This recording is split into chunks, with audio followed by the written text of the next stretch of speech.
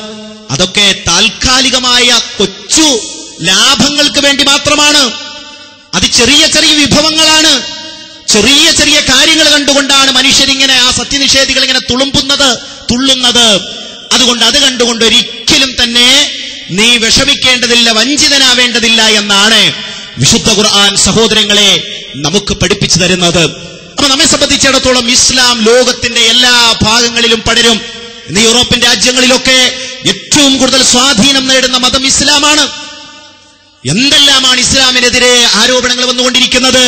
ഇസ്ലാം സമം തീവ്രവാദം, ഇസ്ലാം എന്ന് പറഞ്ഞാൽ ഭീകരവാദം. കുറെ കാലങ്ങളായിക്കൊണ്ട് ഇത്തരത്തിലുള്ള പ്രചണ്ഡമായ പ്രചാരണങ്ങൾ നടക്കുകയാണ്. പക്ഷെ യേശുന്നുണ്ടോ? ആരും അതത്ര മൈൻഡ് ചെയ്യുന്നില്ല. ലോകത്തെ ഏറ്റവും വലിയ മീഡിയകൾ ഉപയോഗിച്ചുകൊണ്ട്, സ്വാധീനം ഉപയോഗിച്ചുകൊണ്ട് ജൂതലോബി ഇസ്ലാമിനെതിരെ അതിശക്തമായ നീക്കമാണ് ആഗോളതലത്തിൽ നടത്തിക്കൊണ്ടിരിക്കുന്നത്. എന്തിനു വേണ്ടി?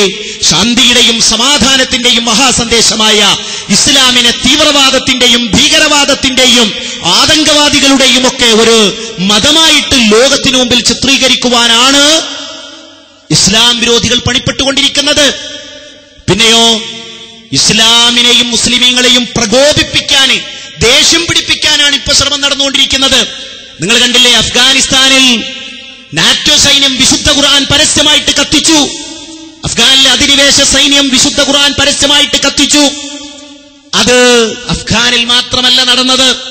നിങ്ങൾക്കറിയാമല്ലോ, അമേരിക്കയിൽ ഒരു പാതിരി, വിശുദ്ധ ഖുർആൻ ടെറി ജോൺസ് എന്ന് പറയുന്ന പാതിരി പരസ്യമായിട്ട് പറഞ്ഞു, ഞാൻ വിശുദ്ധ ഖുർആൻ കത്തിക്കുമെന്ന്. എന്തിനാണ് ഈ പറയുന്നത്? മുസ്ലിമീങ്ങളെ പ്രകോപിപ്പിക്കാൻ. വിശുദ്ധ ഖുർആൻ കത്തിക്കുമെന്ന് പറയുമ്പോൾ ഒരു മുസൽമാന്റെ മനസ്സിൽ വേദനയുണ്ടാകും, ഒരു മുസൽമാന്റെ മനസ്സിൽ എന്തെന്നില്ലാത്ത നീറ്റലുണ്ടാകും. കാരണം എന്താണ്? ഇന്ന ഹാദൽ ഖുർആൻ യഹ്ദീ ലില്ലതീ ഹിയ അഖ്വാം, ഏറ്റവും നേരായ ചൊവ്വായ പാതയിലേക്ക് വഴി നടത്തുന്ന വേദഗ്രന്ഥമാണത്. ഹുദം വറഹ്മ, സന്മാർഗവും കാരുണ്യവുമാണത്. ലോകത്തിന്റെ മഹാഗ്രന്ഥമാണത്, ലോകത്തിന്റെ വെളിച്ചമാണത്. അതുകൊണ്ട് അതിന്റെ ഒരു പ്രതി കത്തിക്കുക എന്ന് പറയുമ്പോ ഒരു മുസൽമാനെ സംബന്ധിച്ചിടത്തോളം വേദനയുണ്ടാകും.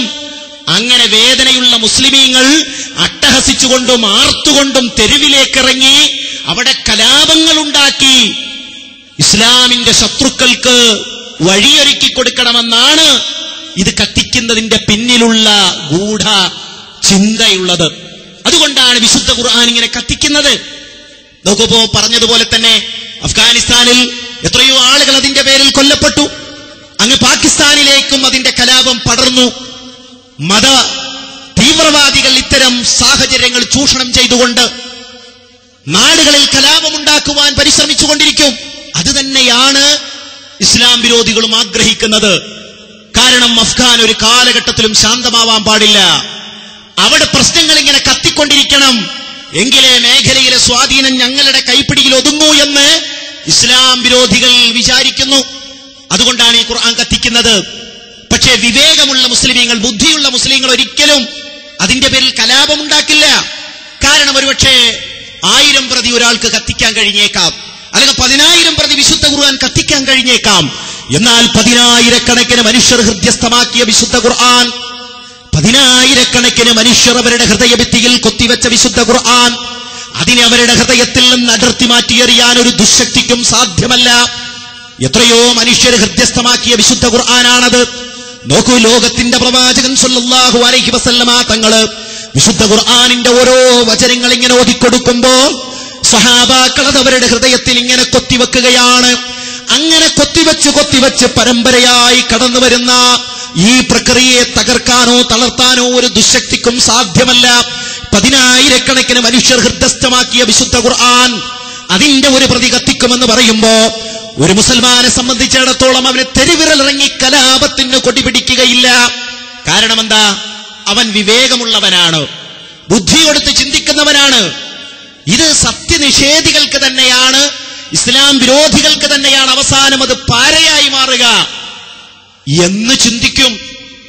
മഹാനായ റസൂലുള്ളാഹി സ്വല്ലല്ലാഹു അലൈഹി വസല്ലമയെ നിന്ദിച്ചുകൊണ്ടിരിക്കുന്നു സിനിമയിലൂടെ, കാർട്ടൂണിലൂടെ, അതുപോലെ തന്നെ പ്രസിദ്ധീകരണങ്ങളിലൂടെ. എന്തിനു വേണ്ടിയാണത്? മുത്തു മുഹമ്മദ് മുസ്തഫ റസൂലുള്ളാഹി സ്വല്ലല്ലാഹു അലൈഹി വസല്ലമയെ നമ്മൾ അത്രമേൽ സ്നേഹിക്കുന്നു. ആ പ്രവാചകനെ സ്വന്തം ശരീരത്തെക്കാൾ സ്നേഹിക്കുന്നവരാണ് നമ്മൾ, അല്ലേ? അങ്ങനെ സ്നേഹിക്കുന്ന മുത്തു മുഹമ്മദ് മുസ്തഫ റസൂലുള്ളാഹി സ്വല്ലല്ലാഹു അലൈഹി വസല്ലമയെ ഇസ്ലാമിന്റെ ശത്രുക്കൾ ഇങ്ങനെ ചവിട്ടിമെതിക്കുന്നത് കാണുമ്പോ ഒരു സത്യവിശ്വാസിയെ സംബന്ധിച്ചിടത്തോളം നീറ്റലും വേദനയും ഉണ്ടാവുക എന്നുള്ളത് സ്വാഭാവികമാണ്. അവൻ പ്രതികരിക്കും, അവൻ തെരുവിലിറങ്ങും. അതാണ് ഇസ്ലാം വിരോധികൾ നോക്കി നിൽക്കുന്നത്. കണ്ടില്ലേ പ്രവാചകന്റെ അനുയായികൾ, കണ്ടില്ലേ മുഹമ്മദ് നബിയുടെ അനുയായികൾ? അവർ തെരുവിലിറങ്ങി ആയുധമെടുത്ത് സമൂഹത്തിൽ ഛിദ്രതയുണ്ടാക്കുന്നു, ഭിന്നതയുണ്ടാക്കുന്നു, കലാപങ്ങൾ നിർമ്മിക്കുന്നു. കണ്ടില്ലേ എന്ന് പറഞ്ഞുകൊണ്ട് ഇസ്ലാമിന്റെ മേൽ കുതിര കയറാനാണ് ഇത്തരം ആരോപണ നിർമ്മിതികൾ നിരന്തരമായി ഇസ്ലാം വിരോധികൾ പടച്ചുണ്ടാക്കിക്കൊണ്ടിരിക്കുന്നത്. നോക്കൂ നിങ്ങൾ, യൂറോപ്യൻ രാജ്യങ്ങളിൽ ഉയർന്നു നിൽക്കുന്ന മിനാരങ്ങൾ തല്ലിയുടക്കുമെന്ന് പറഞ്ഞു. എന്തിനാണത്? കാരണം യൂറോപ്പിൽ ഇസ്ലാം പടരുകയാണ്. സൗദി അറേബ്യയിൽ നിന്നും ലബനാനിൽ നിന്നും സിറിയയിൽ നിന്നും അതുപോലെ കുവൈറ്റിൽ നിന്നും ഖത്തറിൽ നിന്നും കുടിയേറിയ അറബികൾ മാത്രമല്ല, യൂറോപ്യൻ രാജ്യങ്ങളിൽ ഇസ്ലാമിനെ പ്രതിനിധീകരിക്കുന്നവർ, യൂറോപ്യൻ രാജ്യങ്ങളിൽ യൂറോപ്യൻ കുട്ടികളും വനിതകളും സഹോദരങ്ങളും ഇസ്ലാമിന്റെ രാജപാതയിലേക്ക് കൂട്ടത്തോടുകൂടി കടന്നു വരുന്ന കാഴ്ചകളാണ് നമുക്ക് കാണാൻ കഴിയുന്നത്. അവിടുത്തെ ഇസ്ലാമിക് സെന്ററുകളിലും പള്ളികളിലും പ്രാർത്ഥനകളിലും പഠന കേന്ദ്രങ്ങളിലുമെല്ലാം യൂറോപ്യന്മാരുടെ തള്ളിക്കയറ്റമുണ്ട് എന്ന് നാം വായിക്കുമ്പോ അത് വെറുതെയല്ല.